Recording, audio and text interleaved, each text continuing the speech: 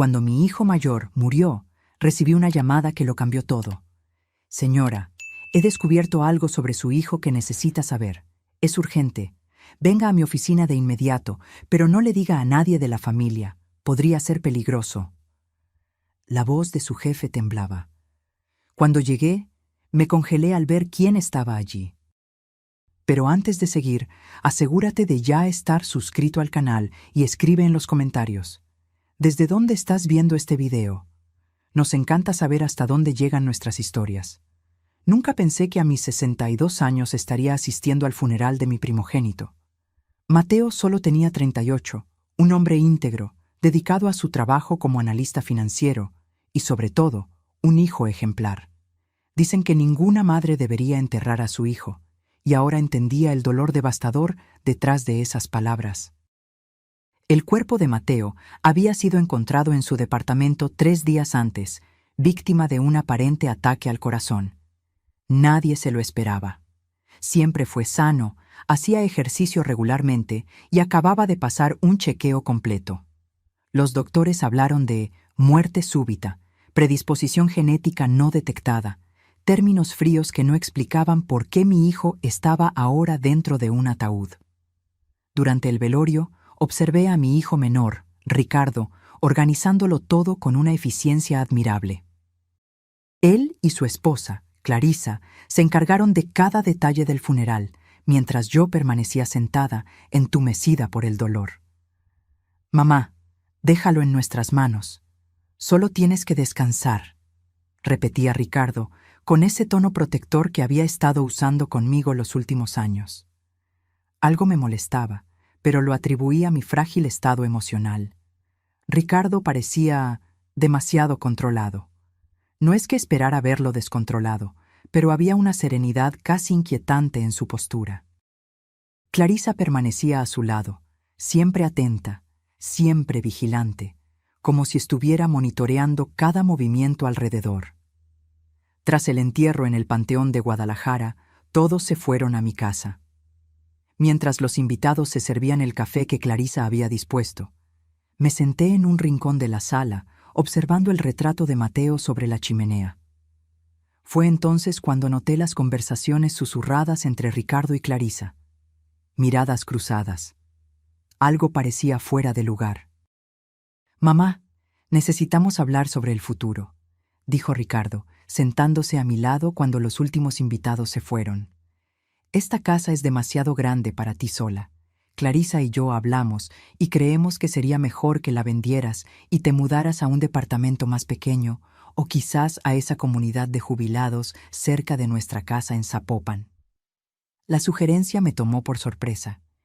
«Pero hijo, acabamos de enterrar a tu hermano. No creo que sea el momento para...» «Precisamente por eso, mamá», interrumpió Clarisa con su voz melodiosa. «Mateo se fue tan repentinamente. La vida es impredecible. Necesitamos pensar en tu bienestar». Asentí distraídamente, incapaz de procesar esa conversación. Fue cuando sonó el teléfono. Ricardo se levantó rápidamente para atender. «¿Quién era?», pregunté cuando regresó con una expresión tensa. «Nadie importante», respondió evasivamente. «Solo alguien de la oficina de Mateo queriendo hablar contigo sobre algunos documentos». «¿Qué documentos?». «Nada de qué preocuparte ahora, mamá. Le dije que llamara en otro momento. Necesitas descansar». Esa noche, sola en mi habitación, el agotamiento finalmente me venció. Estaba casi dormida cuando mi celular vibró. Número desconocido. «Doña Adriana, soy Carlos Medina, director financiero de la empresa donde trabajaba su hijo». «Sí», respondí, intentando aclarar mi mente. «Señora, necesito hablar con usted urgentemente, en privado. Es sobre su hijo». Mi corazón se aceleró. «¿Sobre Mateo? ¿Qué pasó?». Hubo una pausa antes de que respondiera. «No puedo hablar por teléfono. ¿Podría venir a mi oficina mañana temprano? Y por favor, no mencione esta conversación a nadie, especialmente a su otro hijo o a su esposa. ¿Por qué no? Por favor, confíe en mí. Es por su propia seguridad. Venga a las 9 a.m., dirección de la empresa en Monterrey». Después de colgar, estuve despierta por horas. ¿Por qué tanto secreto? ¿Qué podría saber Carlos Medina sobre Mateo que requería tal discreción? ¿Y por qué mencionar específicamente a Ricardo y Clarisa? A la mañana siguiente, le dije a Ricardo que necesitaba comprar algunas medicinas. Él insistió en ir conmigo, pero fui firme. Hijo, necesito un tiempo a solas. Es solo una farmacia. Conduje hasta el Centro Empresarial de Monterrey, donde Mateo trabajaba desde hace más de 10 años. El imponente edificio de vidrio y acero siempre me impresionaba. En la recepción, informé que tenía una reunión con Carlos Medina. Fui conducida al último piso, un área ejecutiva donde nunca había estado antes. Carlos me recibió personalmente, un hombre de mediana edad, con una mirada grave. Doña Adriana, gracias por venir. Por favor, pase. Su oficina era amplia, con una vista panorámica de la ciudad. Cerró la puerta y activó un botón que oscureció los cristales de las ventanas. Necesito garantizar total privacidad para esta conversación, explicó. Señor Medina, estoy empezando a preocuparme. ¿Qué es tan importante y secreto sobre mi hijo? Él respiró hondo. Doña Adriana, lo que le voy a contar parecerá increíble, pero le pido que me escuche hasta el final. Asentí, sintiendo un escalofrío. Su hijo Mateo vino a mí hace aproximadamente 3 meses con una preocupación muy grave. Descubrió serias irregularidades financieras que involucran a su otro hijo, Ricardo. ¿Irregularidades? ¿De qué tipo? Desvío de fondos de la empresa donde trabaja Ricardo. Mateo lo descubrió por casualidad al analizar unos documentos que cayeron en sus manos. Pero eso fue solo el comienzo. Carlos tomó una carpeta gruesa de su cajón y la abrió frente a mí. Mateo descubrió que Ricardo no solo estaba desviando dinero, sino que planeaba algo mucho más serio que la involucraba a usted.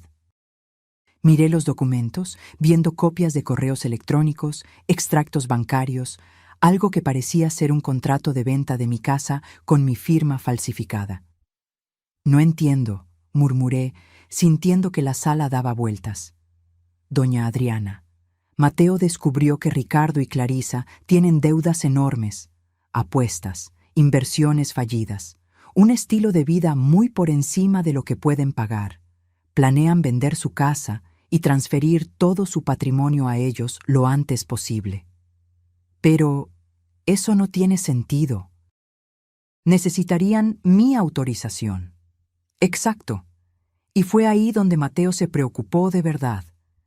Encontró comunicaciones entre Ricardo y un médico, discutiendo cómo podrían declararla a usted mentalmente incapacitada para tomar decisiones.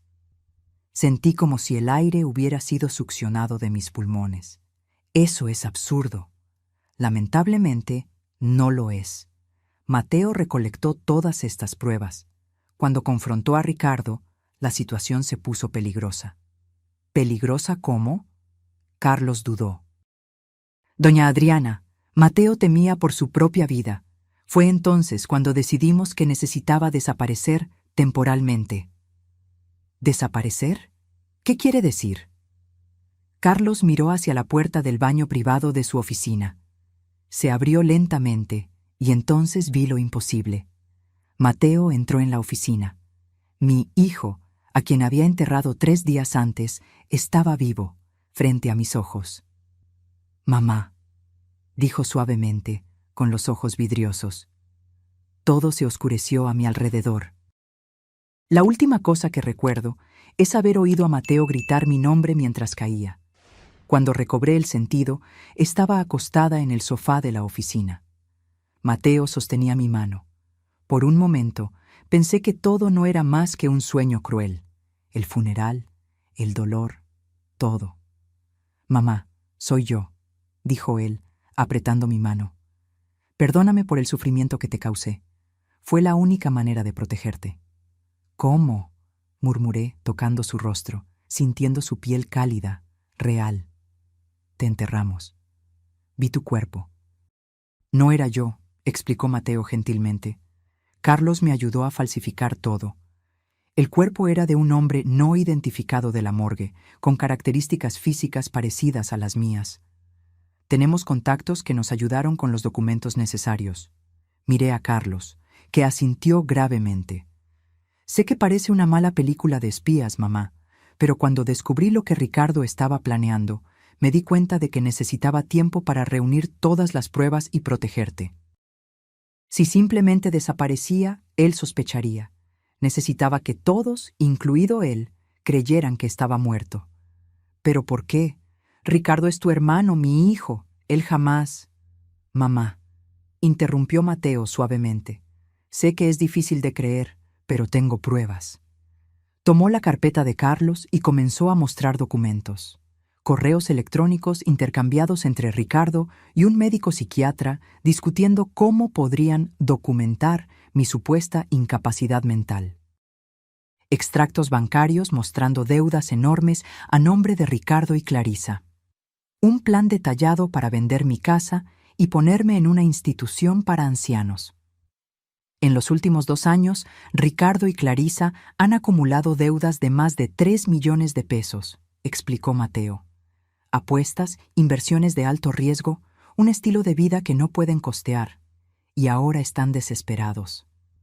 ¿Y su solución fue eliminarme?, pregunté, sintiendo un dolor que iba más allá de lo físico. No físicamente, mamá. Pero legalmente sí. Planean obtener tu tutela legal, controlar todos tus bienes, vender todo y, eventualmente, colocarte en una institución barata mientras gastan tu dinero. Recordé de repente las pequeñas cosas que habían estado sucediendo en los últimos meses. Ricardo y Clarisa comentando que yo estaba olvidadiza. Documentos que no recordaba haber firmado. Clarisa organizando mis medicinas, insistiendo en que necesitaba dosis más fuertes. ¿Me han estado drogando?, pregunté, horrorizada ante la posibilidad. Me temo que sí, dijo Carlos. Analizamos algunas de tus medicinas que Mateo recolectó discretamente. Encontramos rastros de medicamentos que pueden causar confusión mental y somnolencia. Por eso me sentía tan cansada últimamente, murmuré. Pensé que era depresión, la edad. Parte de eso puede ser, dijo Mateo gentilmente. Pero ellos estaban ayudando al proceso. Me quedé en silencio, intentando procesar todo aquello. Mi propio hijo, planeando robar todo lo que construí en una vida entera de trabajo. Y para eso, dispuesto a declararme incapaz, a apagarme mientras aún respiraba. ¿Qué hacemos ahora?, pregunté finalmente. Necesitamos ser cuidadosos, dijo Carlos. Ricardo no puede saber que Mateo está vivo o que tú descubriste el plan. Aún no. ¿Continuamos con la farsa entonces? ¿Yo finjo que nada pasó? Por ahora, dijo Mateo. Estamos reuniendo más pruebas, involucrando a las autoridades correctas. Cuando tengamos todo en orden, confrontaremos a Ricardo y Clarisa legalmente. Miré a mi hijo vivo, y sentí una mezcla de alegría por tenerlo de vuelta y un dolor profundo por la traición del otro. ¿Cómo voy a mirar a Ricardo sabiendo todo esto?, pregunté. Será difícil, mamá, pero eres más fuerte de lo que imaginas. Mateo me abrazó, y por primera vez desde que recibí la noticia de su muerte, lloré de verdad. No lágrimas de luto, sino de alivio, rabia y determinación. Al volver a casa esa tarde, encontré a Ricardo esperándome, visiblemente irritado. ¿Dónde estabas, mamá? Me preocupé. Dijiste que irías a la farmacia, pero cuando llamé, me dijeron que no te vieron hoy. Respiré hondo, recordando el consejo de Mateo de actuar normalmente. Fui a otra farmacia. Luego terminé deteniéndome en un café. Necesitaba estar sola un momento. Ricardo me estudió, como si evaluara si estaba mintiendo. Bueno, no deberías salir así sin avisar. No estás en condiciones emocionales para andar deambulando por la ciudad. No estoy inválida, hijo, respondí, intentando no demostrar la rabia que crecía en mi pecho. Solo necesitaba un tiempo para mí. Claro, mamá, solo estamos preocupados por ti. ¿Verdad, Clarisa? No había notado a Clarisa parada en la entrada de la cocina, observando nuestra conversación con esa sonrisa plácida que ahora me parecía calculadora. Por supuesto, respondió ella acercándose. De hecho, traje tus medicinas de la noche. Pareces tan cansada. Me extendió un vaso de agua y 2 pastillas. Miré las píldoras que, hasta ayer, habría tomado sin cuestionar. Gracias, querida, pero las tomaré después. No tengo apetito ahora. Vi un rápido intercambio de miradas entre ellos. Es importante mantener la regularidad de los medicamentos, Adriana, insistió Clarisa, especialmente los para dormir. El doctor fue muy claro al respecto. ¿Cuál doctor?, pregunté inocentemente. Otro vistazo entre ellos. El doctor Pérez, respondió Ricardo rápidamente. ¿Recuerdas que te llevamos la semana pasada? Estabas tan confundida después de la noticia sobre Mateo. Nunca había conocido a ningún doctor Pérez. Todo era una mentira. Ah, sí, fingí estar de acuerdo, pero realmente prefiero tomarlas después. Esa noche cerré la puerta de mi habitación con llave, algo que nunca hacía antes, y tiré las pastillas por el inodoro. Por primera vez en meses, dormí sin medicación. Mi mente parecía más clara a la mañana siguiente, como si una niebla se hubiera disipado. En los días siguientes, mantuve una fachada de normalidad. Dejé que Ricardo y Clarisa pensaran que aún controlaban la situación, mientras me comunicaba secretamente con Mateo a través de un celular prepago que Carlos me había dado. Una semana después de la revelación, Ricardo se sentó conmigo durante el desayuno con unos papeles en la mano. Mamá, he estado pensando en lo que conversamos sobre la casa. Es realmente demasiado grande para ti sola, y el mantenimiento es caro. Respondí vagamente, tomando mi café. Encontré un departamento perfecto para ti, pequeño, acogedor, con vigilancia 24 horas y enfermería en el edificio. ¿Enfermería? Claro. ¿Y qué hay de la casa en Guadalajara?, pregunté, fingiendo interés. Bueno, pensé que podríamos venderla. El mercado inmobiliario está bien. Con el dinero, compramos el departamento para ti, y el resto lo podemos invertir para garantizar tu comodidad. O sea, ustedes administrarían el dinero. Ricardo pareció sorprendido por mi tono directo, pero se recuperó rápidamente. Claro, mamá, no tienes que preocuparte por esas cosas. Nosotros nos encargaremos de todo. ¿Y si no quiero vender? Su sonrisa vaciló por un instante. Mamá, sé que estás pasando por un momento difícil con la pérdida de Mateo, pero necesitas pensar en el futuro. No puedes seguir viviendo en el pasado. No estoy viviendo en el pasado, Ricardo. Estoy cuestionando por qué tanta prisa en vender mi casa. Él suspiró, como si estuviera lidiando con una niña terca. Bueno, hay algunas cuestiones prácticas. Clarisa y yo tenemos algunos gastos imprevistos. Y como eventualmente la casa será nuestra, tiene sentido adelantar el proceso y usar parte del dinero ahora, cuando lo necesitamos. Ahí estaba. La confesión parcial. Intenté controlar mi rabia. Entonces, básicamente, ¿quieres vender mi casa para pagar tus deudas? Ricardo palideció. Eso no fue lo que dije. Fue exactamente lo que dijiste, hijo. Él se levantó, visiblemente perturbado. Creo que no estás entendiendo. Quizás aún estás muy afectada. Estoy entendiendo perfectamente, respondí tranquilamente. Solo no estoy de acuerdo. En los días siguientes, percibí un cambio sutil en el enfoque de Ricardo y Clarisa. Pasaron de la insistencia directa a una estrategia más solapada. Comentarios preocupados sobre mi memoria se hicieron más frecuentes. Mamá, ¿tomaste tu medicina hoy? Pareces confundida, preguntaba Ricardo, incluso cuando yo estaba perfectamente lúcida. Adriana, ¿te acuerdas de esa conversación que tuvimos ayer sobre la venta de la casa? Cuestionaba Clarisa, refiriéndose a una conversación que nunca sucedió. Eran pequeñas semillas de duda, plantadas diariamente, destinadas a hacerme cuestionar mi propia cordura. Si no supiera lo que estaba pasando, podría fácilmente comenzar a dudar de mí misma. Por la noche, cuando estaba sola, intercambiaba mensajes con Mateo, quien me informaba sobre el avance de las investigaciones. Carlos había contratado a un detective privado y estaba reuniendo pruebas concretas de las deudas de Ricardo, las falsificaciones y el plan para declararme incapacitada. Necesitamos más tiempo, escribió Mateo. Estamos casi listos, pero tenemos que ser cuidadosos. Ricardo tiene conexiones peligrosas. Aquello me intrigó. ¿Qué tipo de conexiones tendría mi hijo? El niño que crié, que jugaba con carritos en el patio, que lloró en mi regazo cuando lo batearon por primera vez. ¿Cómo se había transformado en ese extraño calculador? Una tarde, mientras Ricardo y Clarisa habían salido, decidí hacer algo arriesgado. Entré en la habitación de invitados donde habían estado durmiendo desde el funeral de Mateo. Hurgando en sus cosas, encontré una carpeta escondida en el fondo del armario.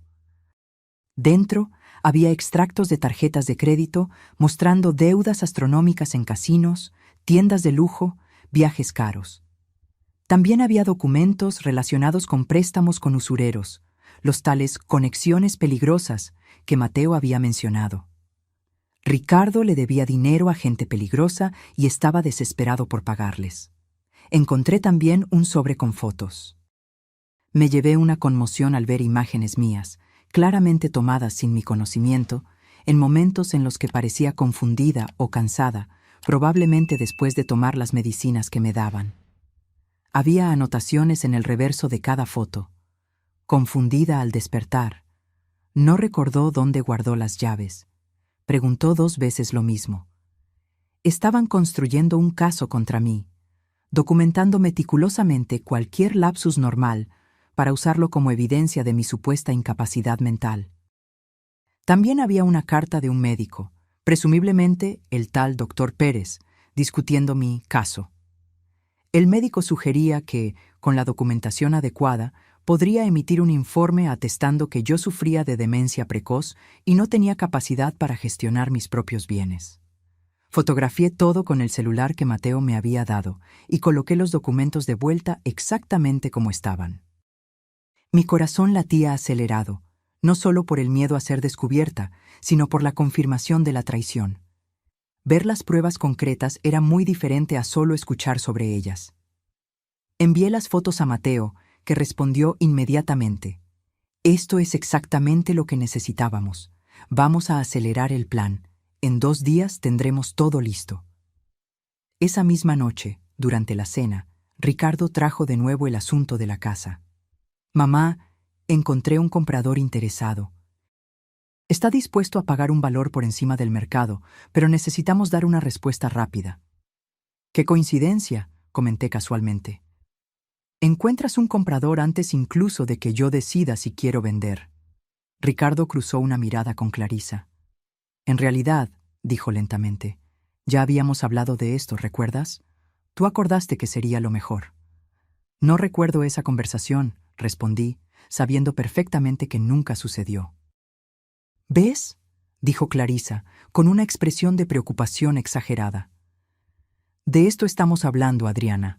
Esos lapsus de memoria se están volviendo más frecuentes. No es un lapsus de memoria, afirmé firmemente. Es imposible que olvide haber acordado vender mi casa. Mamá, Ricardo suspiró. Esto se está complicando. Quizás sea hora de considerar una evaluación más seria. El doctor Pérez mencionó que... ¿Qué doctor Pérez?, interrumpí, fingiendo confusión. Nunca he consultado a ningún doctor Pérez. Otro intercambio de miradas. El geriatra que te atendió el mes pasado, dijo Clarisa pacientemente, como si hablara con una niña. ¿De verdad no recuerdas? No, no recuerdo, respondí, porque nunca sucedió. Ricardo dejó los cubiertos y me encaró. Mamá, esto es exactamente lo que nos preocupa. Has tenido estos episodios. Niegas cosas que sucedieron, olvidas conversaciones importantes. O tal vez, sugerí, ustedes están diciendo que tuvimos conversaciones que nunca sucedieron. El silencio que siguió fue tenso. Me di cuenta de que había ido demasiado lejos. No debía confrontarlos aún. Disculpen, retrocedí. Estoy cansada. Creo que me iré a dormir temprano hoy. Claro, mamá, dijo Ricardo, el alivio visible en su rostro. Clarisa te llevará tus medicinas. No es necesario, respondí rápidamente. Ya las tomé. ¿Las tomaste?, preguntó Clarisa, frunciendo el ceño. ¿Cuándo? Antes de la cena. Otro intercambio de miradas. Mamá, no deberías tomar medicinas sin supervisión. Puedes confundirte con las dosis. He estado tomando estas medicinas durante años, Ricardo. Sé cómo funcionan.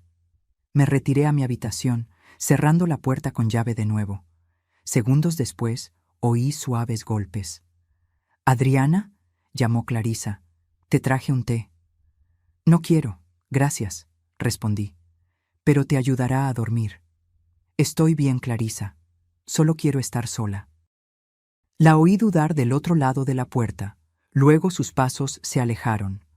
Tomé el celular escondido y escribí a Mateo. «Se están volviendo más insistentes. Creo que se dieron cuenta de que ya no estoy tomando sus medicinas. No sé cuánto tiempo más puedo mantener esta farsa». La respuesta llegó rápida. «Aguanta solo un día más, mamá. Mañana por la noche todo estará resuelto». A la mañana siguiente, Ricardo anunció que tenía una sorpresa.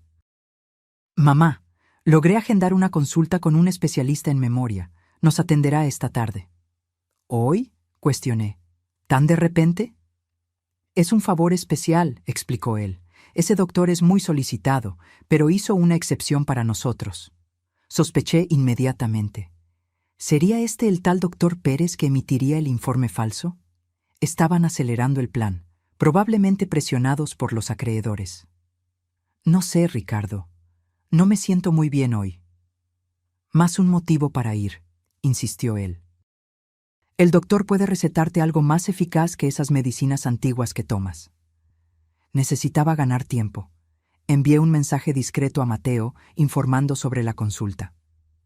«No vayas de ninguna manera», respondió él. «Es una trampa. Estamos acelerando nuestro plan también. Quédate en casa hoy. Inventa cualquier excusa». «Ricardo», dije, saliendo de la habitación después de intercambiar mensajes con Mateo. «Lo siento, pero no voy a poder ir a la consulta. Acabo de recordar que agendamos desalojar el departamento de Mateo hoy. La inmobiliaria llamó». La expresión de Ricardo se endureció. «Eso puede esperar, mamá. Tu salud es más importante». «No, no puede», insistí. «El contrato termina hoy. Si no retiramos las cosas, las van a desechar. Son los últimos recuerdos de tu hermano». Ricardo parecía a punto de explotar, pero se contuvo. «Está bien», dijo, controlando la voz. «Voy a reprogramar la consulta. Pero mañana sin falta, ¿de acuerdo?» «Claro», acepté, sabiendo que para entonces todo ya habría cambiado. Esa tarde, Ricardo salió para resolver algunas cosas. Clarisa se quedó en casa, observándome como un halcón. Insistió en que tomara un té, que educadamente rechacé. Sugirió que descansara, que viéramos una película juntas, cualquier cosa para mantenerme bajo su vista. Alrededor de las 5 de la tarde, sonó el timbre. Clarisa fue a atender y regresó con una expresión pálida. «Adriana», dijo con la voz temblorosa, «hay alguien queriendo hablar contigo, sobre Mateo». Me levanté del sofá, sintiendo que el corazón se aceleraba. ¿Estaría el plan de Mateo ya en acción? En la sala de entrada encontré a un hombre alto de traje, con una placa policial en las manos. «¿Señora Adriana Campos?», preguntó él. «Soy el comandante Rodríguez. Necesito hablar con usted sobre su hijo, Mateo Campos». «Sí, claro», respondí, intentando mantener la compostura. Clarisa se acercó, poniendo su mano en mi hombro en un gesto que antes yo interpretaría como apoyo, pero ahora reconocía como control. «Soy Clarisa, su nuera. ¿Qué pasó?». El comandante la miró con expresión neutra. «Si no le importa, necesito hablar con la señora Adriana en privado». «Pero ella está frágil», insistió Clarisa. «Perdió a su hijo recientemente». «Comprendo, pero es un asunto confidencial». «Está todo bien, Clarisa», intervine. «Podemos usar el despacho». Conduje al comandante hasta el despacho que había sido de mi difunto marido y cerré la puerta. Apenas estuvimos a solas, él habló en voz baja. «Señora Adriana, soy amigo de Carlos Medina. Su hijo Mateo me buscó con evidencias bastante serias sobre actividades ilegales que involucran a su otro hijo, Ricardo. Así que eso era. El plan estaba en marcha. Estamos a punto de arrestar a Ricardo por fraude, falsificación e intento de interdicción judicial fraudulenta, continuó él. Pero antes, necesitamos garantizar su seguridad. Existe la posibilidad de que Ricardo reaccione de manera impredecible cuando sepa que fue descubierto. ¿Qué debo hacer?, pregunté, sintiendo una mezcla de alivio y aprehensión. Un equipo policial está posicionado cerca de su casa. Estamos esperando que Ricardo regrese para efectuar la detención. ¿Y Clarisa?, pregunté. ¿Está involucrada también? Sí, tenemos pruebas de que fue cómplice en todo el esquema. Ambos serán detenidos. Intenté procesar la magnitud de todo aquello. Mis 2 hijos, uno fingiendo su propia muerte para protegerme, el otro conspirando contra mí. Hay una cosa más que necesita saber, añadió el comandante, bajando aún más la voz. Su hijo Mateo está aquí. Mi corazón dio un salto. ¿Aquí? ¿Dónde? En el coche, a una cuadra de distancia. Él insistió en estar presente, a pesar de los riesgos. ¿Quiere verlo antes de que arrestemos a Ricardo? Sí, respondí sin dudar. El comandante tomó su celular y envió un mensaje rápido. Voy a crear una distracción para Clarisa. Cuando yo salga con ella hacia la sala, usted salga por la puerta trasera. Hay un coche negro esperando en la esquina. Asentí, sintiéndome como personaje de una película de espías. ¿Qué le digo a ella sobre nuestra conversación? Diga que estamos investigando algunas irregularidades en el seguro de vida de Mateo. Nada preocupante, solo burocracia. Salimos del despacho y el comandante le pidió a Clarisa que le mostrara los documentos del seguro. Mientras ellos se dirigían a la sala, escapé silenciosamente por la puerta de la cocina que daba al patio. El corazón me latía tan fuerte que temía que Clarisa pudiera oírlo. Crucé el jardín, salí por la puerta lateral y divisé el coche negro. La puerta trasera se abrió cuando me acerqué. Entré rápidamente y allí estaba él, Mateo, mi hijo, vivo. Nos abrazamos en silencio, ambos temblando de emoción. No había palabras para ese momento. Mamá, finalmente dijo, está terminando. Hoy mismo, todo esto acaba. ¿Cómo estás?, pregunté, aún sosteniendo su rostro entre mis manos, como hacía cuando era niño. Preocupado por ti, fue más difícil de lo que imaginé estar alejado, sabiendo el peligro. Tu hermano, comencé, pero no pude completar la frase. Lo sé, Mateo respondió con tristeza. Aún no puedo creer en lo que se convirtió. Carlos, que estaba en el asiento del copiloto, se giró hacia nosotros. Ricardo acaba de llegar a la casa, informó. La policía entrará en acción en instantes. Quiero estar allí, declaré. Mamá, no es seguro, protestó Mateo. Necesito verlo con mis propios ojos. Necesito mirarlo a los ojos cuando descubra que sé de todo. Mateo cruzó miradas con Carlos, que asintió con renuencia. Está bien, pero yo iré contigo. Es hora de que Ricardo sepa que no tuvo éxito. Regresamos a la casa con el coche, ahora acompañados por 2 patrullas policiales. Cuando entramos en la sala, Ricardo estaba sentado en el sofá, conversando tensamente con Clarisa. Ambos se giraron al oír la puerta. El shock en el rostro de Ricardo al ver a Mateo fue algo que jamás olvidaré. Sus ojos se abrieron. El rostro palideció como si hubiera visto un fantasma que, de cierta forma, era exactamente lo que estaba viendo. ¿Qué es esto?, tartamudeó, levantándose. Hola, hermano, dijo Mateo tranquilamente. Clarisa dejó escapar un grito ahogado, cubriendo su boca con las manos. Imposible, murmuró ella. Estás muerto. Nosotros vimos... Vieron lo que me fue conveniente que vieran, respondió Mateo. Así como yo vi lo que ustedes estaban planeando para nuestra madre. Los policías entraron en la sala, liderados por el comandante Rodríguez. Ricardo Campos, Clarisa Campos, están siendo arrestados por múltiples cargos de fraude, falsificación de documentos, conspiración e intento de interdicción fraudulenta. Ricardo parecía un animal acorralado, los ojos saltando de Mateo hacia mí, hacia los policías. De repente, su mirada se endureció. «Esto es ridículo», exclamó. «No pueden probar nada». «En realidad sí podemos», dijo el comandante, haciendo un gesto a uno de los policías, que abrió una carpeta. «Tenemos copias de correos electrónicos intercambiados entre usted y el doctor Pérez Mendoza, discutiendo la emisión de un informe médico falso declarando a su madre mentalmente incapacitada. Tenemos los documentos falsificados con su firma. Tenemos pruebas de que usted abrió tarjetas de crédito a nombre de ella sin su consentimiento». Ricardo me miró y por primera vez vi miedo en sus ojos. «Mamá, no es lo que parece», intentó. «Estábamos intentando protegerte». «¿Protegerme?», repetí, manteniendo la voz firme a pesar del dolor que me consumía. «¿Doparme, robar mi dinero, planear ponerme en un asilo? ¿Eso es protección, Ricardo? No entiendes, estábamos desesperados». «¿Por las deudas de juego?», pregunté.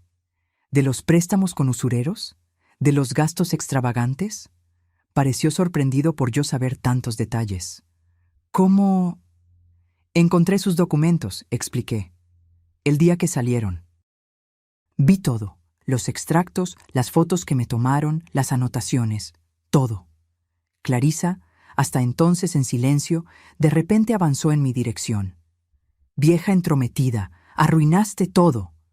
Un policía la contuvo antes de que llegara hasta mí. «Clarisa Campos, queda usted arrestada». Mientras los policías esposaban a la pareja, miré a Ricardo, no más el niño que crié, sino un extraño cuyos ojos ardían de rabia. «Esto no termina aquí», amenazó mientras era llevado. «Tengo conexiones. Te vas a arrepentir». Mateo puso el brazo alrededor de mí, protegiéndome como siempre había hecho. «Terminó, mamá», dijo él suavemente. «Ellos no pueden lastimarte más». Pero mientras veía a mi hijo menor siendo llevado por la policía, sabía que algunas heridas nunca cicatrizarían completamente. Los días que siguieron a la detención de Ricardo y Clarisa fueron un torbellino de emociones y burocracia.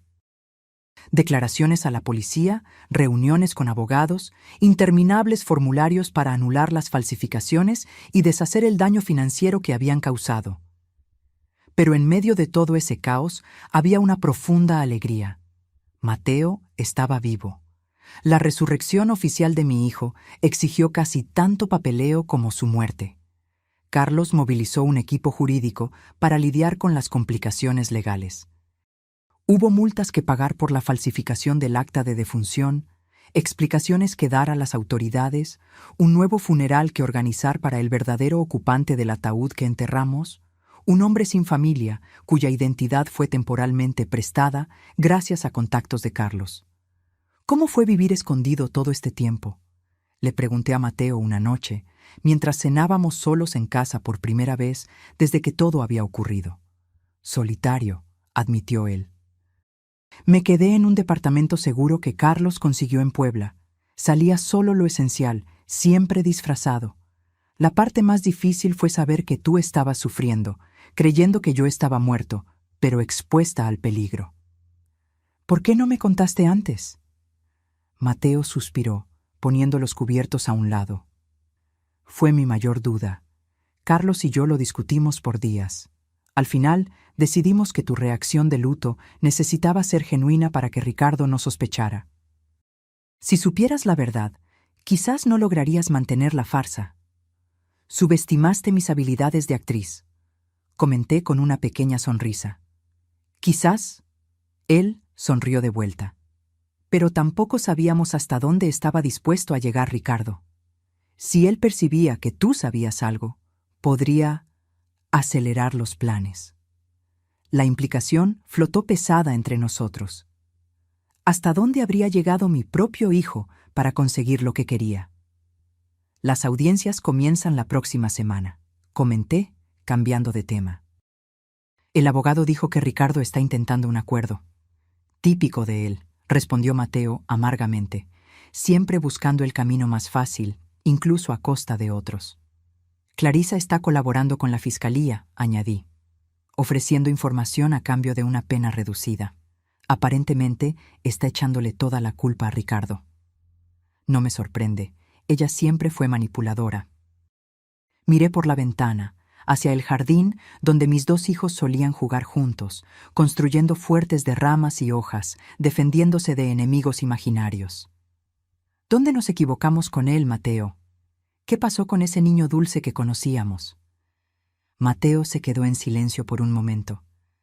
No creo que nos equivocamos, mamá.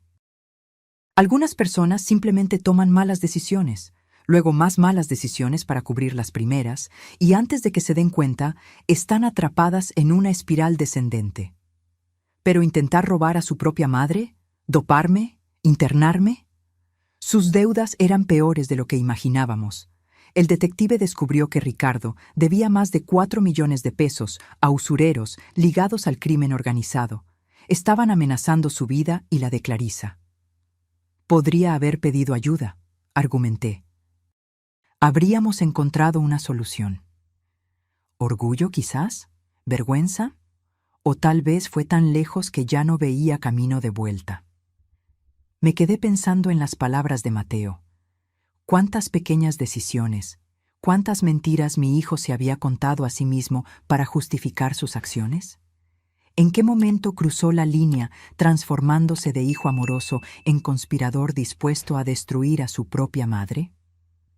La semana siguiente enfrentamos la primera audiencia del caso. La Fiscalía presentó evidencias abrumadoras: los correos electrónicos, los documentos falsificados, los testimonios del médico que había sido sobornado para emitir el informe falso. El abogado de Ricardo argumentó que él había actuado bajo coacción, temiendo por su vida debido a las deudas con criminales. Intentó pintar a mi hijo como una víctima de las circunstancias, alguien que cometió errores por desesperación, no por maldad. Cuando tuve que testificar, miré directamente a Ricardo. Mantuvo los ojos bajos, incapaz de encarar mi mirada. Describí cómo habían intentado hacerme dudar de mi propia mente, cómo me habían drogado, cómo planeaban arrancarme de mi casa y ponerme en una institución mientras gastaban mi dinero. ¿La señora cree que su hijo representa un peligro para usted?, preguntó el fiscal. Hesité. A pesar de todo, era mi hijo. Creo que él representa un peligro para sí mismo y para cualquier persona que tenga algo que él quiera, respondí finalmente. Ya no lo reconozco como el hijo que crié. Vi a Ricardo encogerse en la silla. Después de 3 semanas de audiencias, el juez dictó su sentencia. Ricardo fue condenado a 6 años de prisión por fraude, falsificación y conspiración. Clarisa, a cambio de su cooperación, recibió una pena de 3 años, con posibilidad de progresión a régimen abierto después de 1 año. Cuando el juez leía la sentencia, observé a Ricardo. Ya no había arrogancia en su rostro, solo derrota. Por un breve momento, nuestras miradas se cruzaron y pensé ver un destello del niño que había sido, perdido, asustado, arrepentido. Pero luego el momento pasó y fue llevado por los guardias. En el estacionamiento del juzgado, Mateo me preguntó: ¿Cómo te sientes? Como si hubiera perdido un hijo de nuevo, respondí honestamente. Solo que esta vez fue por elección de él. ¿Crees que algún día podrás perdonarlo? Miré al cielo, pensando en la respuesta. No sé, Mateo. El perdón no es algo que se decide en un día, es un proceso. ¿Y nosotros? ¿Qué hacemos ahora? Era una buena pregunta. Nuestra vida había sido puesta patas arriba 2 veces. Primero por la muerte de Mateo, luego por la traición de Ricardo. Creo que necesitamos un nuevo comienzo, sugerí. Esta casa tiene muchas memorias ahora, algunas buenas, otras demasiado dolorosas. En los meses siguientes puse la casa en Guadalajara a la venta, irónicamente, realizando el deseo de Ricardo, pero en mis propios términos. Mateo y yo encontramos una casa más pequeña, más acogedora, en una ciudad costera a 2 horas de distancia, como Puerto Vallarta. Un lugar donde nadie nos conocía, donde no seríamos la madre y el hermano de ese hombre que intentó robar a su propia familia. El día de la mudanza, hice una última caminata por la casa vacía donde crié a mis hijos. Cada habitación guardaba recuerdos. Ricardo dando sus primeros pasos en esta sala, Mateo estudiando hasta tarde en esa habitación, ambos corriendo por el pasillo en días de lluvia. Me detuve en la habitación de Ricardo, ahora vacía, excepto por una caja que yo había separado. Fotos de él creciendo, sus boletas escolares, los dibujos que me hacía para el Día de la Madre. No pude deshacerme de esos recuerdos, incluso después de todo. ¿Lista?, preguntó Mateo, parado en la puerta. Casi, respondí. Solo necesito 1 minuto. Cuando él salió, puse un sobre dentro de la caja. Era una carta que había escrito para Ricardo, no para enviar ahora, sino quizás algún día, cuando las heridas no estuvieran tan abiertas. Hijo mío, comenzaba la carta, no sé cuándo o si leerás esto, pero quiero que sepas que, a pesar de todo lo que pasó, una parte de mí todavía recuerda al niño que fuiste. No puedo perdonar lo que hiciste, no ahora, quizás nunca. Pero tampoco puedo borrar 35 años de amor. Eso siempre estará ahí, como una cicatriz que nunca desaparece completamente. Cerré la caja, respiré hondo y me preparé para dejar esa vida atrás. En la nueva casa, Mateo y yo establecimos una rutina tranquila. Él continuó trabajando remotamente para la misma empresa, aunque Carlos le había ofrecido una sociedad después de todo lo que habían pasado juntos. Nuestra nueva casa quedaba a pocos metros de la playa en Puerto Vallarta. Todas las mañanas yo caminaba por la arena aún fresca de la noche, observando el mar en su eterno movimiento. Había algo reconfortante en esa constancia. Las olas venían e iban, independientemente de los dramas humanos que se desarrollaban en sus orillas.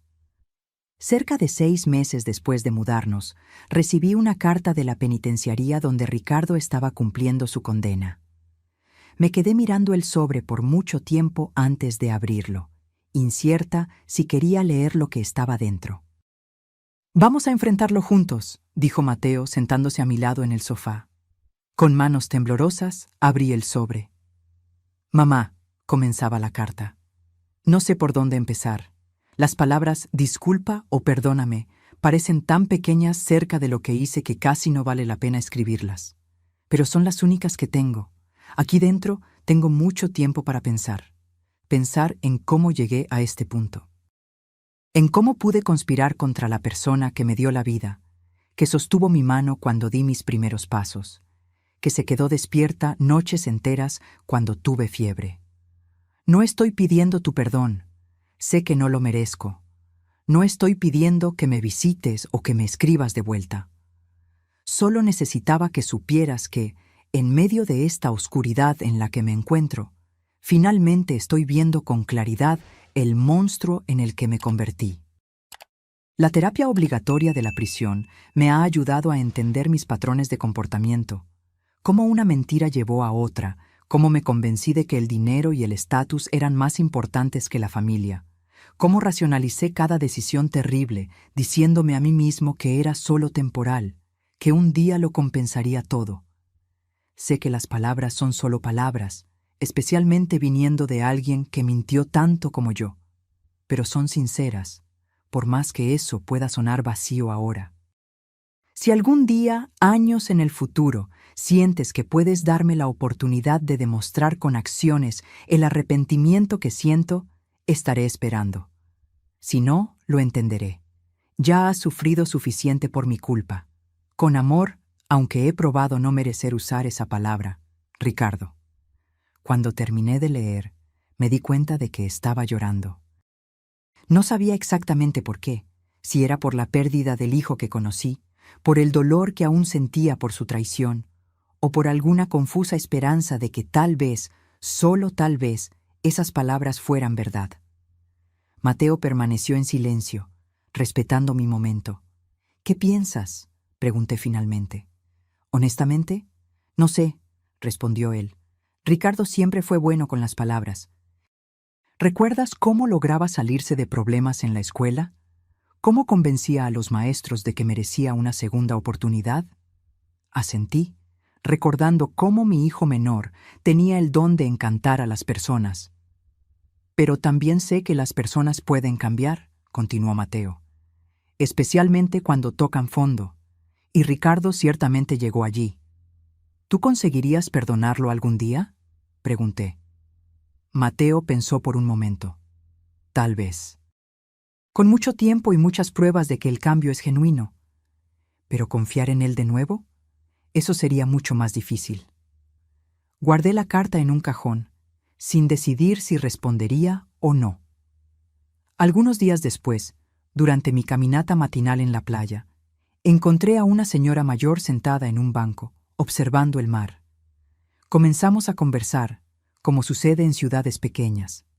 Su nombre era Amalia. Tenía 78 años y vivía sola desde que su marido había fallecido. Cuando mencioné que me había mudado recientemente a la ciudad, ella preguntó el motivo. Sorprendentemente, me encontré contándole la historia completa, sobre la falsa muerte de Mateo, la conspiración de Ricardo, todo. Era la primera vez que hablaba de eso con alguien aparte de Mateo, Carlos y los abogados. ¿Sabes?, dijo Amalia cuando terminé. Tengo una historia no muy diferente. Me contó que, décadas atrás, su hija había robado todos sus ahorros para sustentar una adicción a las drogas. Había mentido, manipulado e incluso amenazado a su propia madre. Durante años no hablé con ella, explicó Amalia. No podía. El dolor era demasiado grande, pero un día recibí una carta parecida a la que describes. La ignoré. Luego vino otra y otra más. Por 3 años, mi hija me escribió mensualmente, sin que yo respondiera una sola vez. ¿Y qué pasó?, pregunté. Al 4.º año, decidí leer todas las cartas de una vez. Vi una progresión en ellas, de la desesperación a la aceptación, de la autocompasión al verdadero arrepentimiento. En la última carta ya no pedía nada, solo me contaba sobre su vida, su recuperación, cómo estaba intentando ayudar a otras personas con problemas similares. Amalia sonrió, mirando al horizonte. Decidí visitarla. Fue extraño, doloroso, pero también sanador, de alguna forma. Hoy tenemos una relación. No es perfecta, nunca será como antes, pero es algo. ¿Y sabes una cosa? No me arrepiento de haberle dado esa oportunidad. Incluso si hubiera terminado mal, no me arrepentiría, porque necesitaba saber, por mí misma, si era posible reconstruir algo de las ruinas. Sus palabras se quedaron conmigo por días. La semana siguiente, escribí una breve respuesta para Ricardo. Recibí tu carta. No estoy lista para perdonar u olvidar. Tal vez nunca lo esté, pero estoy dispuesta a leer lo que tengas que decir. Eso es todo lo que puedo ofrecer ahora. Fue el inicio de una correspondencia cautelosa. Al principio, intercambiábamos cartas cada mes. Ricardo me contaba sobre su rutina en la prisión, las sesiones de terapia, los trabajos que realizaba allí dentro. Nunca pedía nada, nunca presionaba por visitas o perdón. Mateo, inicialmente escéptico, comenzó a admitir que tal vez había un cambio genuino en su hermano.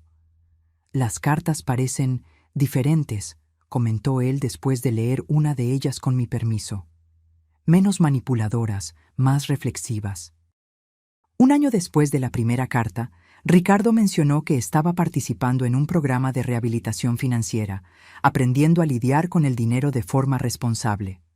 También estaba dando clases de matemáticas para otros reclusos, ayudándoles a conseguir su diploma de bachillerato. Descubrí que enseñar me da un propósito que el dinero nunca me dio, escribió él. Ver a alguien entender un concepto nuevo, ver el orgullo en los ojos de hombres que la sociedad descartó cuando logran resolver un problema, eso no tiene precio. En el 2.º año de nuestra correspondencia, tomé una decisión difícil. Iría a visitarlo. ¿Estás segura?, preguntó Mateo, preocupado. No tienes que hacer esto si no estás lista. Necesito verlo con mis propios ojos, respondí. Necesito mirarlo a los ojos y sentir si hay verdad en lo que escribe. El día de la visita llegó, frío y nublado. La penitenciaría era un lugar opresor, muros altos, cercas de alambre de púas, guardias armados. Pasé por diversos procedimientos de seguridad antes de ser conducida a la sala de visitas. Cuando Ricardo entró, casi no lo reconocí. Estaba más delgado, el cabello corto al estilo militar de la prisión, el rostro marcado por una seriedad que nunca había tenido antes. Sus ojos, sin embargo, eran los mismos, los ojos de mi hijo menor, ahora vidriosos al verme. «Mamá», dijo simplemente, su voz embargada. «Ricardo», respondí, manteniendo la compostura. Nos sentamos en lados opuestos de una mesa simple. Por algunos minutos, ninguno de nosotros pudo decir nada. «Gracias por venir», finalmente habló. «No esperaba...» «Yo tampoco», admití. «Fue una decisión de última hora». «¿Cómo está Mateo?», preguntó él. Era la primera vez que mencionaba a su hermano en nuestras correspondencias. «Está bien. Aún tiene pesadillas sobre el funeral falso». Ricardo bajó los ojos. «Yo lo siento mucho por todo. Sé que no significa mucho, pero...» «¿Por qué, Ricardo?», interrumpí, la pregunta escapándose de mí antes de que pudiera contenerla. «¿Por qué fuiste tan lejos?». Él respiró hondo, como si hubiera esperado esa pregunta. Al principio fueron solo pequeñas apuestas. Pensé que podía controlarlo. Cuando me di cuenta, estaba hundido en deudas. A Clarisa le gustaba una vida lujosa y yo quería impresionarla. Una cosa llevó a la otra. Comencé a pedir dinero prestado a personas peligrosas. Luego vino la presión, las amenazas. «¿Pero por qué no pediste nuestra ayuda?». Orgullo, vergüenza, y después de un tiempo, las deudas eran tan grandes que sabía que ustedes no podrían ayudar, incluso si quisieran. Fue cuando comencé a ver tus bienes como una solución. La honestidad brutal de sus palabras me golpeó como un puñetazo. ¿Y doparme? ¿Hacerme pensar que estaba perdiendo la memoria? Él cerró los ojos, como si no pudiera soportar su propio reflejo en mis ojos. Cada paso parecía una pequeña transgresión en el momento. Una medicina más fuerte para que durmieras y no te dieras cuenta cuando tomábamos documentos. Luego, para que no cuestionaras cuando habláramos de conversaciones que nunca sucedieron. Fue una pendiente resbaladiza. Cada pequeña mentira hacía la próxima más fácil. Nuestra conversación continuó por casi una hora. No hubo grandes catarsis, ningún momento dramático de perdón o reconciliación. Solo dos adultos, madre e hijo, intentando entender cómo habían llegado a ese punto. Cuando salí de la penitenciaría esa tarde, me sentí simultáneamente agotada y aliviada. Ver a Ricardo cara a cara, escuchar sus explicaciones, había traído una especie de cierre que las cartas no podían proporcionar. «¿Cómo te fue?», preguntó Mateo ansiosamente cuando llegué a casa. «Difícil», respondí honestamente, «pero necesario». En los meses siguientes, continué intercambiando cartas con Ricardo, ahora con una frecuencia mayor. Ocasionalmente, hacía otra visita. Mateo se negaba a acompañarme. Aún no estaba listo para enfrentar al hermano que lo había matado y conspirado contra su madre. «Tal vez un día», decía él siempre que yo preguntaba, «pero no ahora». Comprendí su resistencia. La traición que sufrió fue doble, no solo como hijo, sino también como hermano que tuvo su identidad robada, su muerte escenificada, todo a causa de la codicia del propio hermano. Un día, cerca de 2 años y medio después de la detención de Ricardo, recibí una llamada inesperada. «Señora Adriana Campos, soy el doctor Silveira, psicólogo de la penitenciaría estatal». «Sí», respondí, temiendo inmediatamente lo peor. «¿Le pasó algo a mi hijo?» No. Disculpe alarmarla. De hecho, estoy llamando con buenas noticias. Su hijo ha destacado en nuestro programa de rehabilitación. Desarrolló un método de enseñanza de matemáticas para reclusos con dificultad de aprendizaje que está obteniendo resultados notables. «Eso es sorprendente», comenté. «Sí, y es por eso que estoy llamando. Estamos considerando a Ricardo para el programa de progresión a régimen semiabierto. Ya cumplió más de 1/3 de la condena, Ha demostrado excelente comportamiento y arrepentimiento genuino. Con su formación en administración, podría trabajar durante el día y regresar a la penitenciaría por la noche. La noticia me tomó por sorpresa. Parte de mí se sintió feliz por el progreso de Ricardo, pero otra parte sintió un recelo instintivo. ¿Y cuándo sucedería eso? Si todo va bien en la evaluación final, dentro de 3 meses, explicó el doctor.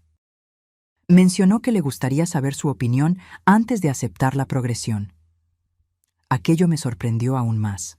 ¿Mi opinión? ¿Por qué? Dijo que no quiere que usted se sienta incómoda o insegura.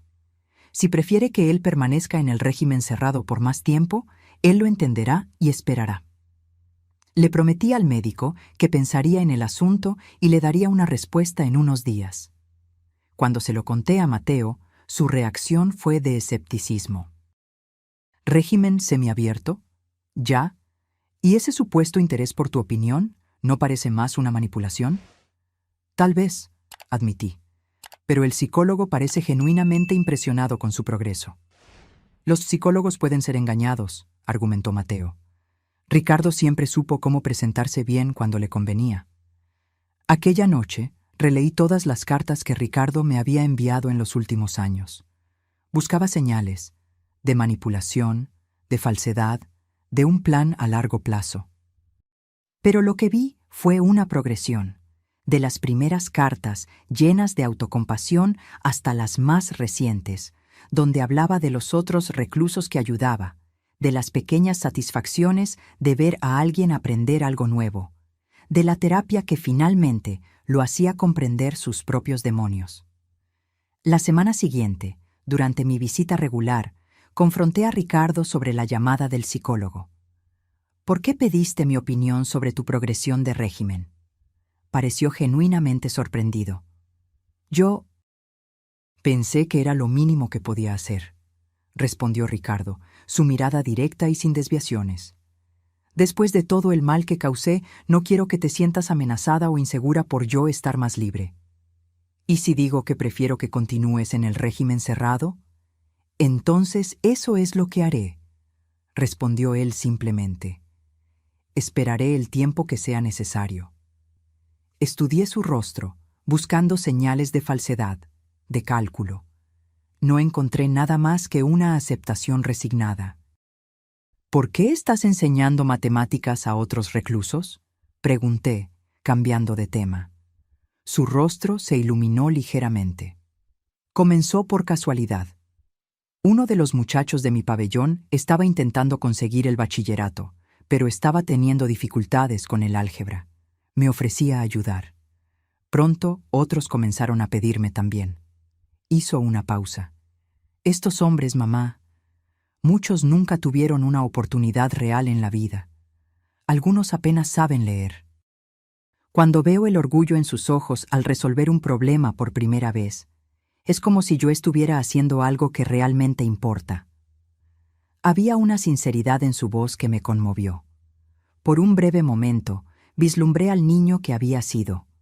Curioso, brillante, siempre dispuesto a explicar cosas a los demás. Después de reflexionar por varios días, tomé mi decisión. Llamé al doctor Silveira e informé que no me oponía a la progresión de Ricardo a régimen semiabierto. Mateo no se alegró. «Estamos corriendo un riesgo innecesario», argumentó. «¿Y si él vuelve a las antiguas prácticas? ¿Y si decide visitarte cuando esté en libertad durante el día?» «Estará monitoreado», expliqué.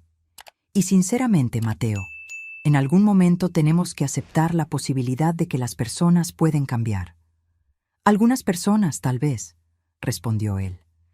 «Pero Ricardo nos engañó por tanto tiempo». «Sé que es más difícil para ti», reconocí. «Él no solo traicionó tu confianza, sino que te forzó a una situación extrema. No te estoy pidiendo que lo perdones, solo que aceptes que estoy dispuesta a darle esta oportunidad». 3 meses después, Ricardo comenzó en el régimen semiabierto. Consiguió un empleo en una organización sin fines de lucro que trabajaba con reintegración de exreclusos, donde utilizaba sus habilidades administrativas durante el día, regresando a la penitenciaría por la noche y los fines de semana. En las cartas, él describía su trabajo con entusiasmo. Estoy ayudando a personas que cometieron errores como yo a encontrar un camino de vuelta a la sociedad. Es irónico y apropiado al mismo tiempo. Pasamos otro año en esa rutina. Ricardo trabajando durante el día, cumpliendo su condena por la noche, nuestras visitas ocasionales y cartas frecuentes. Mateo continuaba reacio a cualquier contacto con su hermano, aunque yo notaba que hacía más preguntas sobre Ricardo, sobre su trabajo, sobre su aparente rehabilitación. Entonces, llegó el día de la audiencia para la progresión a régimen abierto. Ricardo podría vivir en una casa de reinserción social, necesitando solo presentarse periódicamente ante la justicia. Iré a la audiencia, anuncié para Mateo en la víspera. Él se quedó en silencio por un momento, entonces dijo algo que me sorprendió. Yo también iré. ¿Estás seguro? No, admitió él, pero creo que ya es hora de enfrentar esto como una familia, o lo que queda de ella. La audiencia fue breve, pero intensa. El juez revisó el historial de Ricardo en la prisión, escuchó los testimonios de los psicólogos y supervisores, todos positivos. Cuando preguntó si alguien de la familia le gustaría hablar, me levanté. Mi hijo cometió errores graves, comencé, sintiendo el peso de cada palabra. Él conspiró contra mí, traicionó mi confianza, causó un sufrimiento inmenso a nuestra familia, pero en los últimos 3 años he visto un esfuerzo consistente y genuino de su parte para cambiar, para comprender las razones detrás de sus acciones y para reparar, en la medida de lo posible, el daño que causó. Apoyo su progresión al régimen abierto. Para mi sorpresa, Mateo también se levantó. Señor juez, soy Mateo Campos, hermano del acusado. Fui víctima directa de sus acciones, habiendo sido forzado a fingir mi propia muerte para proteger a nuestra madre de sus planes. Hizo una pausa, mirando directamente a Ricardo por primera vez en casi 4 años. No estoy listo para perdonar a mi hermano. Quizás nunca lo esté, pero reconozco los esfuerzos que ha hecho. No me opongo a la progresión de régimen. Vi a Ricardo bajar la cabeza, lágrimas silenciosas corriendo por su rostro. El juez concedió la progresión. Cuando la audiencia terminó, Ricardo se acercó a nosotros con vacilación. Gracias, dijo simplemente. No merezco esto, pero voy a intentar estar a la altura de la oportunidad que me están dando. Mateo solo asintió brevemente, aún incapaz de expresar cualquier afecto, pero aquel pequeño gesto significaba más que 1000 palabras. En las semanas siguientes, Ricardo se estableció en una casa de reinserción social, continuando su trabajo en la ONG. Comenzó también un curso nocturno de licenciatura en matemáticas. Quería convertirse en profesor. Descubrí que enseñar me da un propósito que nunca encontré antes, escribió él. Quiero hacer algo que realmente importe, que ayude a otras personas. Cerca de 6 meses después de su mudanza al régimen abierto, Ricardo pidió algo que me tomó por sorpresa. Quería invitarnos, a Mateo y a mí, a un almuerzo. Entiendo completamente si se niegan, escribió. Pero me gustaría tener la oportunidad de estar con ustedes fuera del ambiente de la penitenciaría, como una familia, o al menos intentarlo. Le mostré la carta a Mateo, esperando su negativa inmediata. Él leyó en silencio. Luego suspiró profundamente. Creo que es hora, dijo finalmente, no por él, sino por nosotros, para cerrar este capítulo de alguna forma. El almuerzo sucedió en un restaurante sencillo cerca de la casa de reinserción. Al principio, la atmósfera estaba tensa, cargada de palabras no dichas y profundos rencores. Pero poco a poco, a medida que la comida avanzaba, algo comenzó a cambiar. No fue una reconciliación milagrosa. No hubo abrazos emocionados o perdones instantáneos. Solo 3 personas intentando encontrar un nuevo modo de coexistir, conscientes del pasado, pero no completamente prisioneras de él. Los años siguientes fueron un lento proceso de reconstrucción. Ricardo terminó de cumplir su condena. Consiguió su diploma de profesor de matemáticas y comenzó a trabajar en una escuela pública en la periferia de Ciudad de México, enseñando a adolescentes en situación de vulnerabilidad. Nuestros almuerzos en familia se hicieron más frecuentes, mensuales, luego quincenales. Mateo y Ricardo nunca recuperaron la cercanía que tenían en la infancia, pero desarrollaron un respeto cauteloso uno por el otro. Heridas profundas como las nuestras no cicatrizan completamente, pero con el tiempo, el dolor agudo fue dando lugar a una aceptación melancólica. 5 años después de aquella llamada que cambió todo, recibimos una invitación de Ricardo. Se estaba graduando con honores en su licenciatura y le gustaría que estuviéramos presentes. En la ceremonia, observé a mi hijo menor recibir su diploma, el rostro maduro y sereno, tan diferente del hombre desesperado y codicioso que había conspirado contra su propia madre. A su lado, una joven profesora de la misma escuela donde trabajaba, Marina, su novia desde hace casi un año, una mujer gentil que conocía toda nuestra historia y aún así eligió quedarse a su lado. ¿Estás bien?, preguntó Mateo, notando mis ojos vidriosos. Estoy pensando en cuán impredecible es la vida, respondí. Si alguien me hubiera dicho hace 6 años que estaríamos los 3 aquí hoy, celebrando la graduación de Ricardo, lo habrías creído una locura, completó él. Y aún así, aquí estamos. Después de la ceremonia, Ricardo se acercó a nosotros, sosteniendo su diploma y trayendo a Marina de la mano. Gracias por venir, dijo él, la voz embargada. Significa más de lo que puedo expresar. Estamos orgullosos de ti, respondí, y me di cuenta de que era verdad. Mateo extendió la mano hacia su hermano, un gesto que, por su simplicidad, cargaba un peso enorme. Buen trabajo, dijo él simplemente. Esa noche, después de que Mateo se fue a casa, me quedé sentada en el balcón de mi casa a la orilla del mar en Puerto Vallarta, reflexionando sobre la extraordinaria jornada que nuestra familia había recorrido. De la traición a la redención, del luto al renacimiento, de la desconfianza a la posibilidad de confianza renovada. Pensé en cómo nuestras vidas habían sido transformadas por una única decisión desesperada de Mateo: fingir su propia muerte para protegerme. ¿Qué habría pasado si él no hubiera sido tan vigilante, si no hubiera descubierto los planes de Ricardo a tiempo? Probablemente yo estaría en alguna institución, drogada y confundida, mientras Ricardo y Clarisa agotaban mis ahorros. O tal vez peor. Pensé también en Clarisa, que cumplió su pena reducida y desapareció de nuestras vidas. Según los últimos rumores, se había casado con un empresario en otra ciudad, reinventándose completamente. Esperé sinceramente que ella también hubiera encontrado un camino mejor. Me di cuenta de que estaba sonriendo, a pesar de todo. No porque el pasado no importara, siempre importaría, siempre sería parte de quienes éramos, sino porque habíamos encontrado una manera de no dejar que definiera nuestro futuro. A la mañana siguiente, Ricardo apareció para un café. Estaba nervioso, inquieto. «Hay algo que quiero preguntarte», dijo él finalmente. «Entenderé perfectamente si la respuesta es no». «¿Qué es?» «Marina y yo estamos pensando en casarnos el próximo año». «Eso es maravilloso», respondí sinceramente. Marina era una buena influencia en su vida, un ancla de estabilidad. «Sí, pero...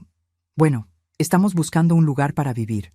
Algo pequeño, modesto, cerca de la escuela donde trabajamos, y estaba pensando si me prestarías un poco de dinero para el enganche». Sentí una punzada de aprehensión. El dinero había sido el detonante de toda la tragedia en nuestra familia. «No es mucho», continuó él rápidamente, percibiendo mi vacilación. «Tengo algunos ahorros, Marina también. Sería solo para complementar. Y claro, haríamos un contrato formal, con pagos mensuales». Levanté la mano, interrumpiéndolo. «Ricardo, voy a pensarlo». No porque no confíe en ti ahora, sino porque necesitamos ser cuidadosos con estas cuestiones en nuestra familia, considerando nuestro historial. Él asintió, visiblemente aliviado de que yo no me hubiera negado de inmediato. «Claro, mamá. Tómate el tiempo que necesites, Y si la respuesta es no, lo entenderé completamente. Cuando él salió, llamé a Mateo. Le conté sobre la petición de Ricardo. ¿Qué piensas?, pregunté. Hubo un largo silencio del otro lado de la línea. Creo que es una prueba, dijo él finalmente. No para Ricardo, sino para nosotros, para ver si realmente creemos que él cambió. ¿Y tú crees? Otro silencio. Creo que él está intentando, respondió Mateo con cautela. Creo que ya no es la persona que era, pero creo que debemos ser prudentes. ¿Cómo? Tal vez podamos ayudar de una forma que no implique entregar dinero directamente. Podríamos ser avales del préstamo, por ejemplo. O comprar la casa y establecer un contrato formal de alquiler con opción a compra. Era una sugerencia sensata, un término medio entre confianza y cautela. 2 días después, llamé a Ricardo para conversar. Le expliqué la propuesta que Mateo y yo habíamos elaborado. No es una cuestión de no confiar en ti, expliqué. Es sobre establecer límites saludables después de todo lo que pasamos. Para mi sorpresa, Ricardo pareció genuinamente aliviado. Es perfecto, dijo él. Para ser honesto, me preocupé después de hacer la petición. Pensé que podría dar la impresión equivocada, que podría parecer que estoy volviendo a los viejos hábitos. ¿Pensaste en eso? Pienso en eso todos los días, mamá. Tengo miedo de volver a ser la persona que era, de decepcionarlos de nuevo, de decepcionarme. Es una lucha constante. Aquella honesta admisión significó más para mí que cualquier promesa grandiosa podría significar. En los meses siguientes, trabajamos juntos para encontrar una casa adecuada para Ricardo y Marina cerca de Ciudad de México. Mateo, con su conocimiento financiero, estructuró un contrato justo que protegía a todas las partes. Era un ejercicio de confianza cautelosa, de reconstrucción gradual. El día en que Ricardo y Marina se mudaron a la nueva casa, hicimos una pequeña celebración. Solo nosotros 4, con una comida sencilla en el patio recién adquirido. Un brindis, propuse, levantando mi copa, por los nuevos comienzos. Por los nuevos comienzos, todos repitieron. Mientras observaba a mis 2 hijos conversando civilizadamente, no pude evitar reflexionar sobre la extraordinaria jornada que habíamos recorrido. De la desesperación a la esperanza, de la traición a la redención incompleta, pero significativa. ¿En qué estás pensando?, preguntó Marina, sentándose a mi lado mientras los hermanos discutían sobre la mejor forma de arreglar la terraza trasera. En cómo la vida rara vez sigue el camino que esperamos, respondí. Y en cómo a veces, de las mayores tragedias, pueden surgir oportunidades de crecimiento que nunca habríamos imaginado. Ella sonrió, cubriendo mi mano con la suya. Ricardo me cuenta historias sobre cómo eras cuando él era niño. Dice que siempre fuiste la fuerza de la familia, incluso antes de que todo esto sucediera. No me sentí fuerte cuando descubrí la verdad sobre sus planes, admití.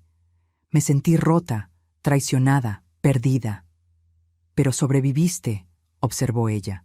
Y más que eso, encontraste un camino no solo para ti misma, sino para toda la familia.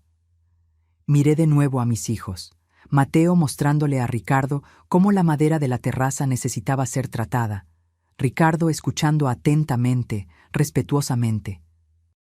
No era perfecto, no era lo que yo había soñado para nosotros tantos años atrás. Pero era real, era honesto, y eso tenía su propio tipo de belleza. ¿Sabes?, le dije a Marina, por mucho tiempo pensé que nuestra historia era sobre traición. Luego pensé que era sobre perdón.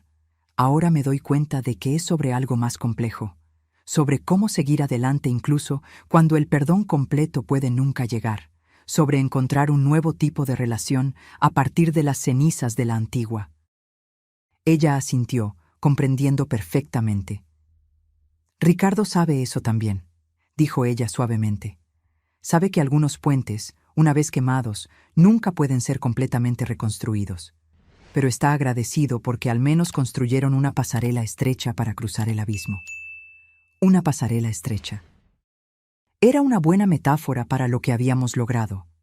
No el amplio puente de la confianza irrestricta que teníamos antes, sino una conexión frágil, cuidadosamente mantenida, que permitía algún tipo de relación. Cuando el sol comenzó a ponerse, lancé una última mirada a mis hijos antes de anunciar que era hora de irme. Estaban lado a lado ahora, no exactamente cerca, pero tampoco distantes, trabajando juntos para medir tablas para la terraza. Era una imagen que yo nunca habría imaginado posible 6 años atrás, cuando recibí aquella llamada fatídica del jefe de Mateo.